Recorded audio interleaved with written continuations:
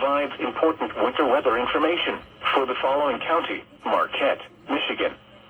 Winter storm warning in effect from 7 a.m. Tuesday to 7 a.m. Eastern Standard Time Wednesday. What? Moderate to heavy snow expected. Total snow accumulations of 4 to 10 inches.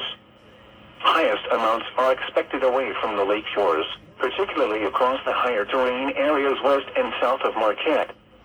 Winds gusting as high as 35 miles per hour. Where? Marquette County.